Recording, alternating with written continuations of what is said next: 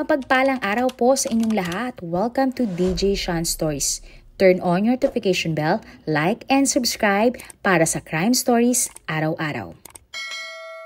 Sa buhay mag-asawa o magkarelasyon, marami talagang temptasyon. Ika nga nila, tao lamang at hindi perpekto. Sa Indonesia, dalawang mga babae ang nakaramdam ng kalungkutan at tila nga naghahanap ng pagmamahal.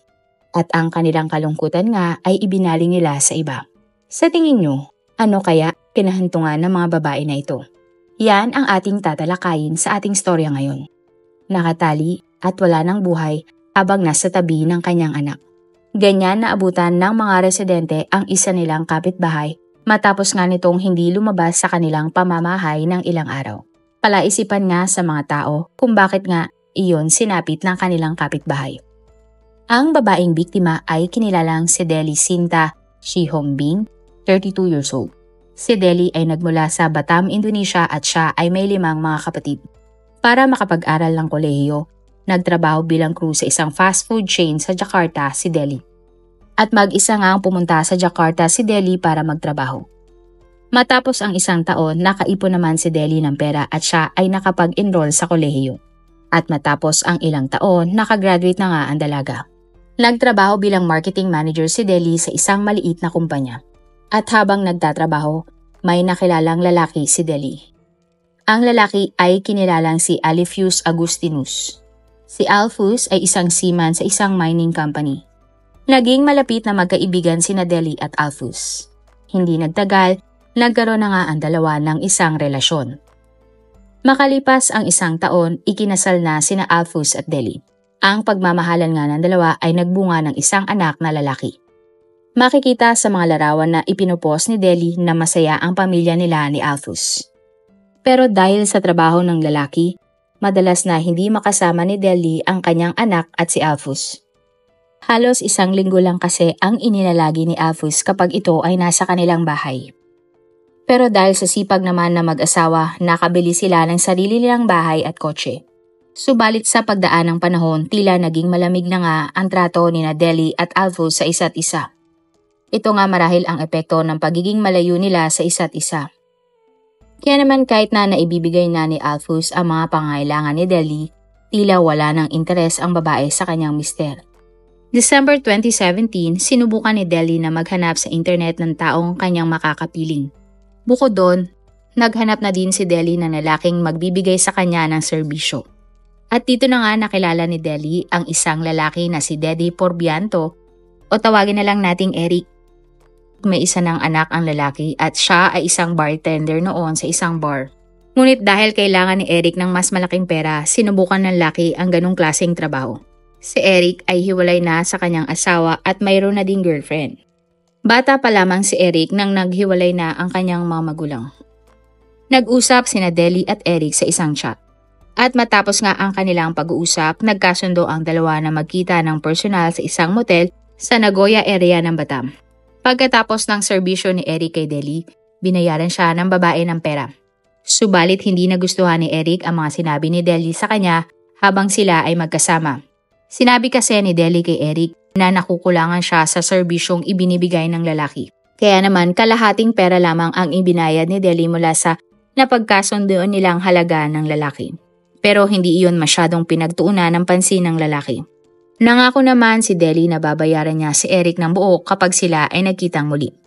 At dahil nga sa may nangyari sa kanila, muling naramdaman ni Deli ang excitement. Itinago naman ni Deli sa kanyang asawang si Alfius ang pakikipagkita niya sa lalaki.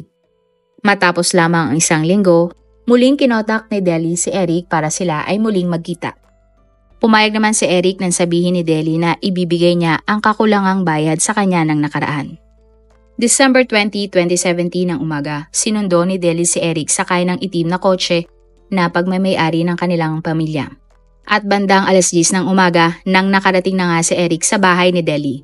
Pagdating sa bahay, nandun na nga ang anak ni Deli at wala naman doon si Alfius.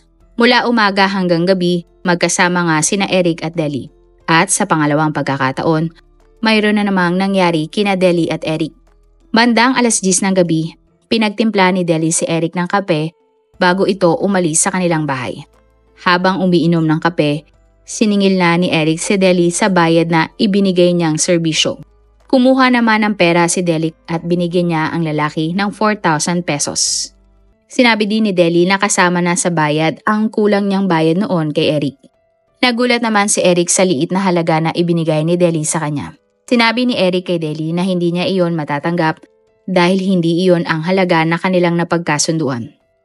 Natawa naman si Deli at sinabing, "Tama lang yan. Hindi ka naman magaling. Pinagtiisan lang kita pero ito na ang huli." At dahil sa mga sinabi ni Deli, bigla na lamang nagalit si Eric sa babae at sinagawa niya ito at hiningi ang tamang bayad sa kanya. Hindi naman ito sinunod ni Deli at pilit na pinaalis si Eric sa loob ng kanyang pamamahay. At tila nga nabulag si Eric ng galit at pakiramdam niya, sobra na ang pangmamaliit sa kanya ni Deli. Dito na nga biglang sinakal ni Eric ang babae. Sinubukan namang manlaban ni Deli, ngunit nanaig ang lakas ni Eric. At sa huli, tuluyan na ngang binawian ng buhay si Deli. Natutulog naman sa kabilang kwarto ang anak ni Deli nang nangyari ang buong krimen. At nang sigurado na nga si Eric na patay na si Deli, dinala niya ito sa kanyang kama. Tinanggal na lalaki ang damit ng kanyang customer at tinali pa umano ang mga kamay. Pagkatapos ay ninakaw ni Eric ang flat screen TV ni Deli at ang iba pang mahalagang bagay sa loob ng bahay. At ang lahat ng iyon ay sinakay ni Eric sa itim na kotse ni Deli. At dito na nga tumakas ang lalaki, dala-dala ang mga ninakaw niyang kagamitan. Nagmaneho nga siya papalayo at umuwi sa inuupahan niyang kwarto.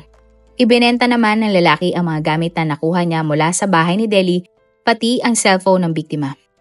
Samantala, December 21, nagtaka naman ang mga kapitbahay ni Deli na hindi nila nakikita ang babae sa kanyang bahay. December 22, 2017, bigo pa din ang mga kapitbahay ng babae na makita siya at ang anak nito. December 23, sinubukan ng katukin ng mga kapitbahay ni Deli ang kanyang bahay. Narinig naman nila na umiiyak ang 3 taong gulang na anak ng biktima. Dahil nga dito, dali-dali nilang puresang binuksan ang bahay ni Deli. Nakita ng mga residente ang anak ni Deli na umiiyak. Pero ang hindi nila akalain ay makikita nila si Deli na hindi gumagalaw at puno ng mga pasa sa katawan. Agad na tumawag ng mga pulis ang kapitbahay ni Deli. Mabuti na lamang ay ligtas ang anak ng biktima dahil ilang araw nga itong nakulong sa kanilang bahay mag-isa. Dinala ang labi ni Deli sa pinakamalapit na ospital para sumailalim sa autopsy. Sunod naman ay ipinaalam ng pamilya ni Deli ang sinapit ng babae. Kinontak din ng mga pulis ang asawa ni Deli na si Alphonse. Sinabi naman ng lalaki na uuwi siya agad para sa kanyang asawa. Nakausap ng mga pulis ang kapitbahay ng biktima at ayon nga sa kanila, may isang lalaking kasama si Deli bago nangyari ang krimen. Na-recover naman ng mga pulis ang isa pang cellphone ni Deli at nabasa nga nila dito ang huling kausap ng biktima. At napag-alaman nga ng mga investigador na si Eric, ang lalaking huling kausap ng biktima. Hinanap naman agad ng mga pulis si Eric. At December 25, 2017, nang nakita ng mga pulis si Eric habang nagtatabaho ito sa isang coffee shop. Aarestuhin na dapat si Eric pero bigla itong tumakbo. Wala nang nagawa ang mga pulis kundi barilin si Eric. Nakatakas pang muli si Eric pero agad siyang natunto ng mga pulis sa loob ng kanyang bahay. Dito na nga wala nang nagawa ang suspect nang arestuhin siya ng mga pulis. Sa police station, inamin ni Eric ang ginawa niyang krimen. Ngayon kay Eric, minura at pinagsalitan siya ng masama ni Deli kaya niya nagawa ang krimen. Hindi din umano nagbayad ng tamang halaga si Deli kaya siya ay sobrang nagalit. Nagdilim umano ang paningin ni Eric kaya niya napatay ang biktima. Inamin din ng lalaki ang pagnanakaw na kanyang ginawa. Kinasuhan naman si Eric ng murder at theft. Ikinulong ang suspect habang wala pang trial ang kaso. Nagkaroon naman ng reenactment ang mga pulis at si Eric kung paano niya ginawa ang pagpatay kay Deli. December 28, 2017 nang nakausap ng mga pulis si Alphonse. Ayon kay Alphonse, hindi naman sila naghiwalay ni Deli at mayroon lang silang hindi pagkakaintindihan.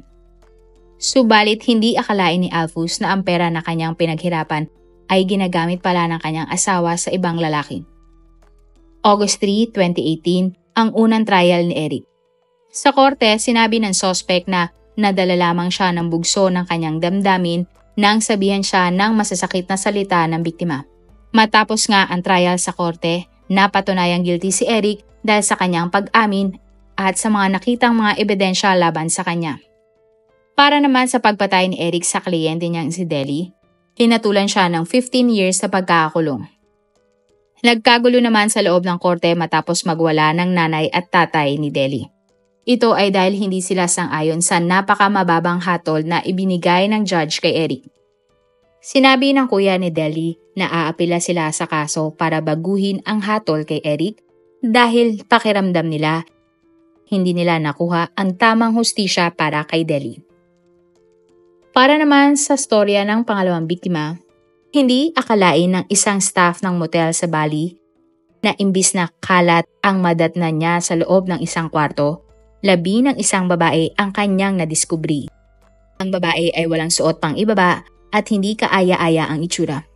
Pero sino nga ba ang babaeng biktima at bakit niya iyon sinapit? Ang babaeng natagpuan na wala ng buhay ay kinilalang si Nipi Putu Yanawati o tawagin na lang nating Pia, 39 years old. Nagmula sa Bali, Indonesia si Pia. Panganay siya sa 4 na magkakapatid. Kinailangan niya magtrabaho noon para makatulong sa kanyang mga magulang. Nang nagkaedad na si Pia, nagkaroon siya ng pagkakataon na bigyan pansin ang kanyang sarili. Nag-aral si Pia at kalaunan nga ay nagkaroon ng trabaho. Si Pia ay naging isang car dealer sa isang sikat na brand ng kotse. At habang nagtatrabaho, nagkaroon ng karelasyon si Pia na kalaunan ay kanyang naging asawa matapos nilang ikasal. Si Pia at ang lalaki ay nagkaroon naman ng 3 mga anak. Pero sa paglipas ng panahon, ang pagmamahala ni Pia at ng kanyang asawa ay unting-unting napuno ng away. Dahil dito, umalis na lamang ang mister ni Pia sa kanilang bahay. Kaya naman, itinuon na lamang ni Pia ang kanyang atensyon sa kanyang mga anak at trabaho. Nang dumating naman ang pandemya, tulad nga ng nakakarami, tumigil ang takbo ng buhay ni Pia. Lalo na at nawalan siya ng trabaho. Labis na nalungkot si Pia dahil sa mga nangyari at inisip ng babae na hindi na siya magiging masaya pang muli. Subalit, makalipas lamang ang ilang buwan, maswerteng nakabalik si Pia sa kanyang trabaho. Masaya si Pia pero alam niyang may kulang.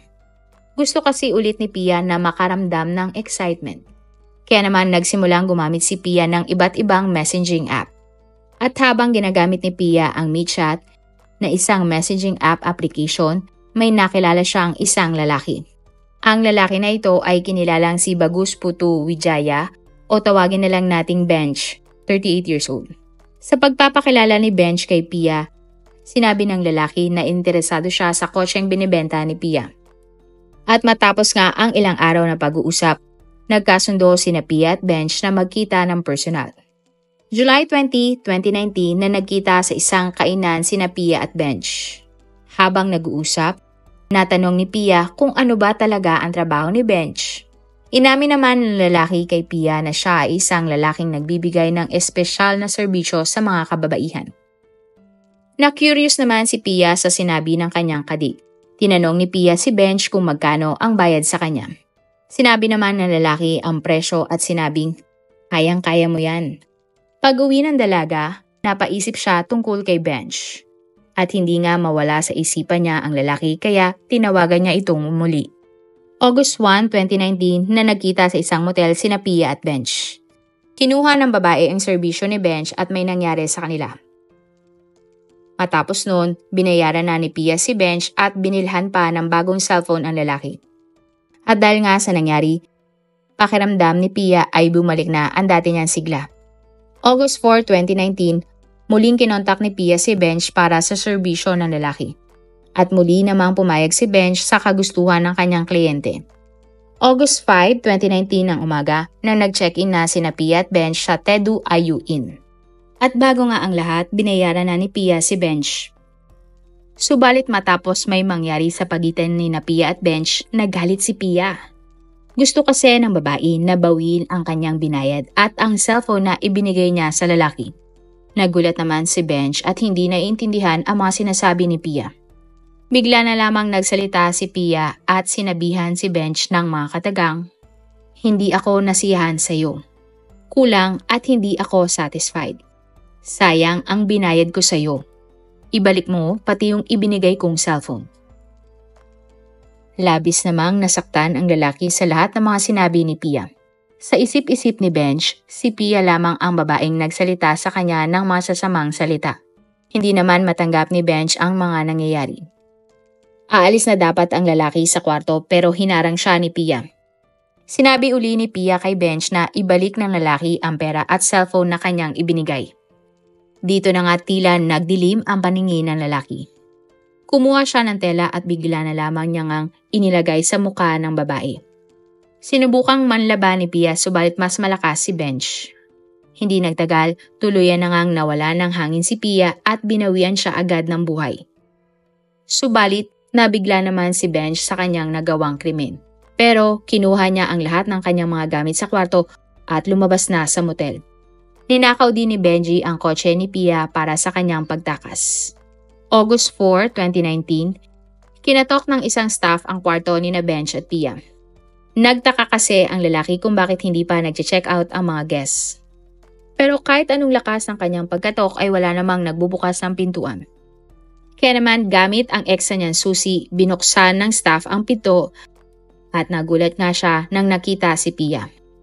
Naniniwala nga ang staff na hindi lamang natutulog si Pia noon dahil sa itsura nito. At pakiramdam niya nga ay wala na itong buhay. Agad na ipinaalam ng lalaki ang kanyang nakita sa pamunuan ng motel. Tumawag naman ang pamunuan ng motel ng mga pulis. Pagdating ng mga pulis sa lugar, dineklara nga nilang patay na si Pia. Sinabi naman ng mga staff sa mga pulis na may kasamang lalaki ang biktima nang ito ay nag-check-in. At maswerte namang nakakuha ang mga pulis ng isang napakalaking ebidensya. Dahil sa ginawang pagpatay ni Benj, siya ay nagmamadali at tumakas siyang naiwan niya ang kanyang wallet na may lamang ID. At dahil sa nakita ito ng mga pulis, agad na nagtungo ang mga pulis sa address na nakasaad sa ID. August 5, 2019 nang inaresto ng mga pulis si Benj at dinala siya sa police station. Ayon nga sa suspect, matabil ang dila ni Pia at labis siyang nasaktan sa mga sinasabi ng biktima.